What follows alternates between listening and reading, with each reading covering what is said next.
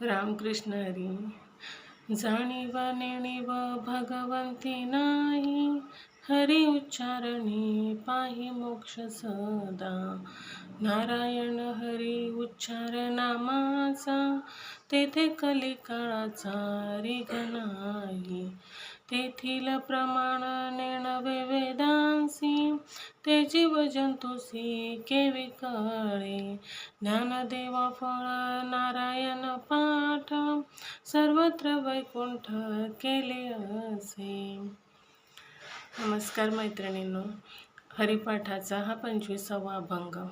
याच्यामध्ये माऊली आपल्याला सांगतात की हरी उच्चारणे म्हणजे हरिनामाचे संकीर्तन करणे, म्हणजेच नामस्मरण करणे। हे आपण जर करतो म्हणजे साधक करत असतो, तो जाणीवपूर्वक करू अथवा नेणीवपूर्वक करू, म्हणजे जाणून बुजून बाबा मला हे नामस्मरण एवढं करायचं आहे, मला ही गोष्ट हवी आहे, किंवा कोणत्याही कारणाने करू, किंवा म्हणजे कोणतीही गोष्ट मनात नसताना करू, तरी सुद्धा त्याचे फळ हे आपल्याला मिळतेच। तर ह्याची चिकित्सा भगवंत करत नाही की हा माणूस जाणीवपूर्वक करतोय, कुठली इच्छा धरून करतोय, की न इच्छा धरता फक्त माझ्या प्राप्तीसाठी करतोय, हे काहीही भगवंत बघत नाहीत। फक्त नाम घेणे हे महत्त्वाचे आहे।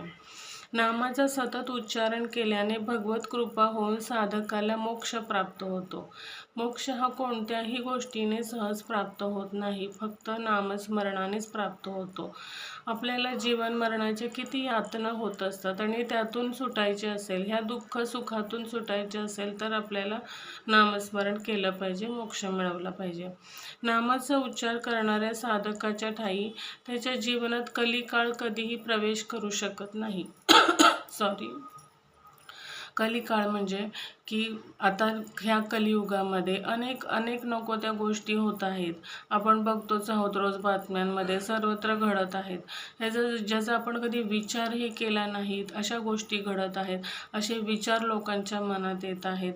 तर ह्या नामस्मरणाने किंवा हरिपाठामुळे असे वाईट विचार आपल्या मनात कधीच येत नाहीत। सद्बुद्धी आपल्या मनात पनपते, निर्माण होते, आणि त्याच्यामुळे आपण वाईट कृत्य करत नाही, आणि त्याच्यामुळे आपलं कधी वाईटच होत नाही, आपल्याला मोक्ष प्राप्त होतो, सगळं चांगलंच होतं, आपल्या मुलाबाळांचं चांगलं होतं।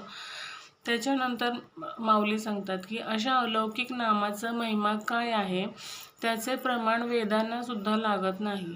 ते सुद्धा वेद, शास्त्र, पुराण हे सुद्धा नामाचा महिमा व्यवस्थितपणे पूर्णपणे वर्णू शकत नाहीत, इतके अगाध महिमा आहे नामाचा।